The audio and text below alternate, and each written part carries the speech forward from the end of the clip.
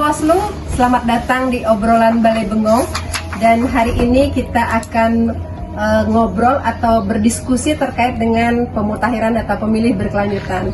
Obrolan kita hari ini adalah Bu PLT Kadis, Disduk Capil Tabanan beserta Pak Kabit, dan juga sahabat saya dari Pak Wayan Mudite, Ketua Bawaslu Kabupaten Tabanan, Pak Diketut Narke.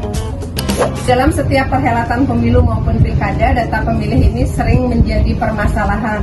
Bahkan data pemilih ini menjadi bahan gugatan ketika di Mahkamah Konstitusi. Sekarang kita ingin membahas apa sih sebenarnya perbedaan antara data pemilih dengan data kependudukan. Mungkin dari Ibu PLT dan Pak Kabit bisa menjelaskan apa sih perbedaan antara data pemilih pemilu terakhir dengan data kependudukan. Baik, terima kasih Bu Wina. Sebenarnya data kependudukan dan data pemilih itu sumbernya sama-sama penduduk, tapi tujuan, pengelola, dan isinya beda. Mungkin secara teknis dijelaskan lagi oleh Kabit kami dengan Pak Disurya. Silakan. Ya, terima kasih atas waktu yang diberikan dari Bu Wina. Perbedaan antara data pemilih dengan data kependudukan, di mana data kependudukan merupakan data penduduk dari lahir sampai meninggal. Itu dicatat oleh Dinas Kependudukan dan Pencatatan Sipil yang digunakan dalam berbagai hal peristiwa kependudukan. Kalau data pemilih merupakan data yang usia 17 tahun sampai meninggal, itu yang digunakan dalam hak data yang digunakan dalam data pemilihan, baik itu pemilihan pemilu maupun pilkada. Jadi itulah perbedaan data kependudukan dengan data pemilih. Terima kasih. Pak Yan, ini kan kita sering nih dengar tentang pemutakhiran data pemilih berkelanjutan. Sementara kan kita tahu nih pemilihan pemilunya akan di tahun 2029. Masih sangat jauh sekali Pak Yan. Tapi apa sih urgensi dari PDPB ini, pemutakhiran data pemilih berkelanjutan ini? Baik, terima kasih Bu atas pertanyaannya. Mungkin ini sebuah pertanyaan yang juga penting diketahui masyarakat, mengingat proses pemutaran data pemilih ini kan banyak dipertanyakan seperti apa yang Ibu sampaikan.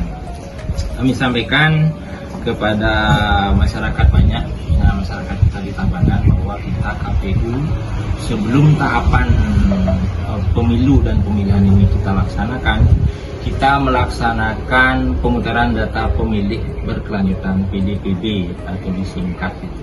Tujuannya memelihara daripada DPT yang kita miliki terakhir, sehingga pada tahapan nanti secara teknis kita KPU bisa melaksanakan kegiatan itu lebih efektif demikian.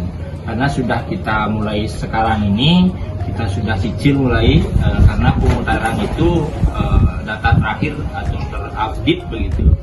Bisa kita ketahui bahwa dalam DPT yang kita miliki kemarin yang jumlahnya 374420 sampai dengan akhir 2025 setelah kita melakukan pemutaran data pemilih, itu kita sudah memiliki data pemilih di Tabanan itu jumlahnya 381504, sehingga hasil sebuah pemutaran data pemilih itu mengakibatkan perubahan data pemilih tetap kemarin kita sampai tahun 2025 ini sudah semakin meningkat.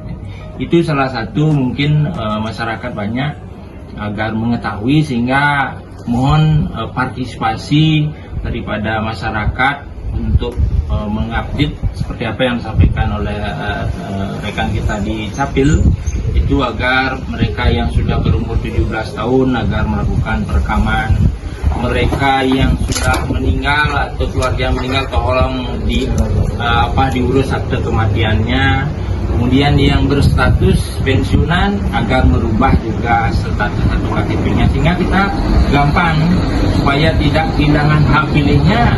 Mohon juga dibantu semuanya, stakeholder Bawaslu selaku pengawas, kami selaku penyelenggara, dan Dukcapil dalam mencatatkan pendudukan, karena dasar daripada pemutaran data pemilih itu datangnya dari DP4 dari Kemendagri. Apabila di sana belum dirubah status atau umur atau perekamannya belum dilaksanakan, ya jelas datanya belum kita bisa mengetahui. Demikian, Bu. Terima kasih Pak Ketua. Tadi kan sudah disampaikan itu oleh KPU bahwa PDPB ini sangat penting perannya untuk mempersiapkan data pemilih untuk pemilu tahun 2029. Nah, dalam pengawasan dari Bawaslu, masalah-masalah apa sih yang muncul atau ditemukan dalam proses pemutakhiran data pemilih berkelanjutan ini? Ya, terima kasih Bu Wina dan teman-teman dari KPU dan Disduk Capil. Memang dalam pengawasan Bawaslu Kabupaten Tabanan selama ini ada beberapa hal yang kita temukan. Ya, salah satunya perubahan status TNI Polri itu yang sudah purnawirawan ya. Itu status KTP-nya itu masih status TNI dan Polri. Dan yang kedua memang masyarakat terkait dengan akte kematian. Memang masih kita temukan mereka dalam mengurus akte kematian di Dukcapil itu masih ada yang belum dilakukan, sehingga data yang disampaikan oleh Dukcapil dan KPU tadi DP4 itu mudah-mudahan nanti di pemilu 2009 ini memang update-nya terbaru. Dan juga status pindah domisili yang paling banyak, karena masyarakat itu enggan melaporkan di wilayah desanya, tapi dia mungkin langsung bisa ke Dukcapil untuk pindah domisili, sehingga banyak warga Tabanan yang sudah pindah domisili masih secara administrasi di Dukcapil Tabanan. Nah, harapan kami sih Bawaslu sebenarnya apakah ini dalam pemutakhiran data pemilih berkelanjutan ini kuncinya itu di DP4 di Depdagri, sedangkan di Dukcapil Tabanan sudah kerja berdarah-darah termasuk KPU Bawaslu, tapi keluarannya nanti bener nggak yang update yang terbaru gitu. Makasih.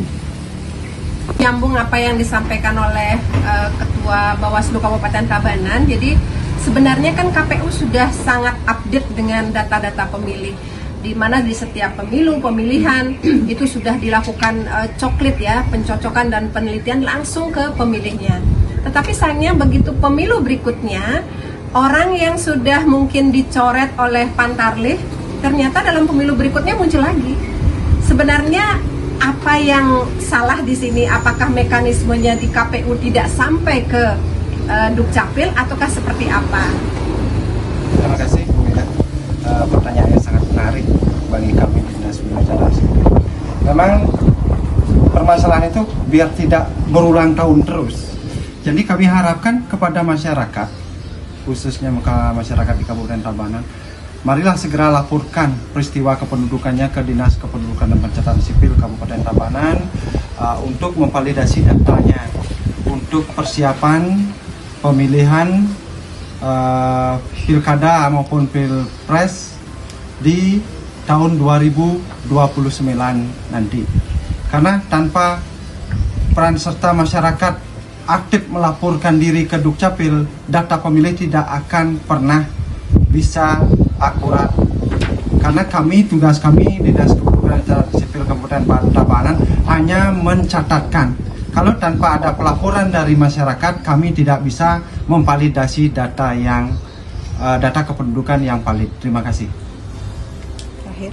Jadi apa mungkin harapan dari KPU, Bawaslu, dan Dukcapil untuk bisa mewujudkan data pemilih yang akurat? Data pemilih yang akurat terlahir dari Tertib Administrasi Kependudukan.